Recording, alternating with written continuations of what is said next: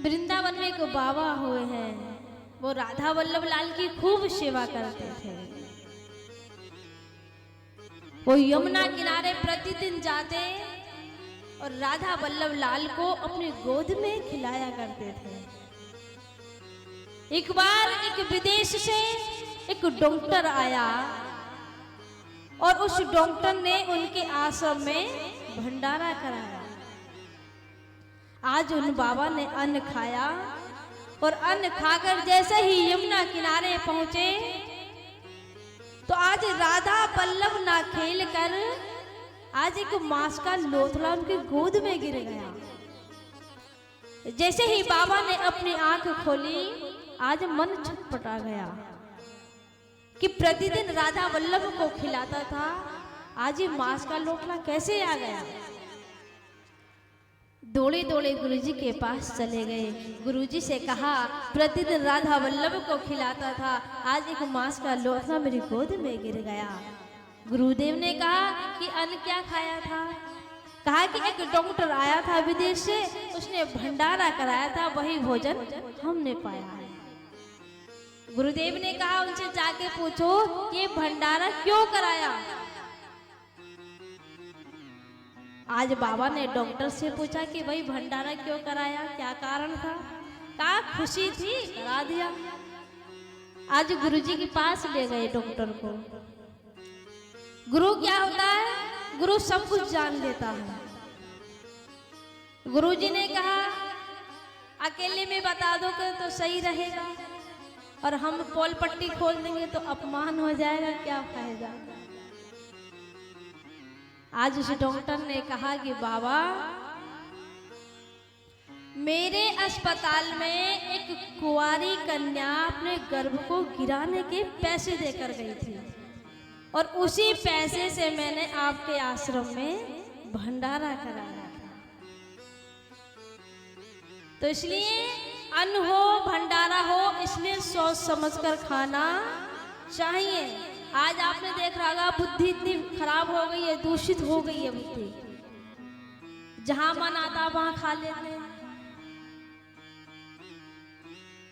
तो आज भीष्म पितामह ने कहा कि मेरी बुद्धि भी दूषित हो गई थी, आज बुद्धि शुद्ध हो गई है, इसलिए ज्ञान का उपदेश दे रहा हूं।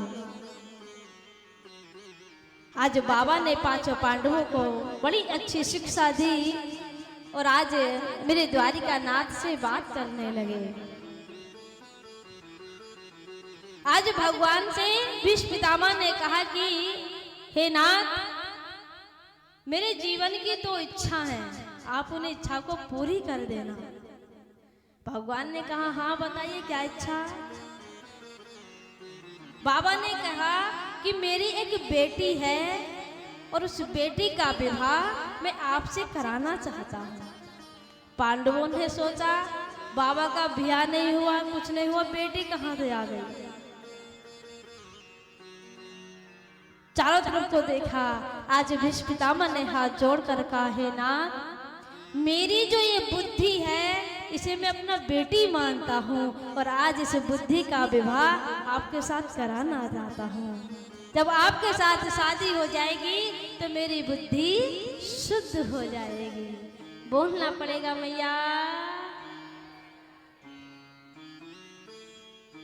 अब भीष्म पितामह ने कहा दूसरी इच्छा और है।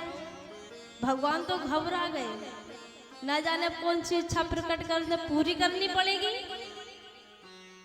आज भीष्म पितामह ने विचार किया कि उत्तरायण चल रहा है और आज उत्तराधीश भी मेरे सामने खड़ा है, क्यों ना आज अपने प्राणों को छोड़ दूं। इससे अच्छा मौका मिलने वाला नहीं है, क्योंकि 6 महीने दक्षिणायन चलता है और 6 महीने उत्तरायण चलता है।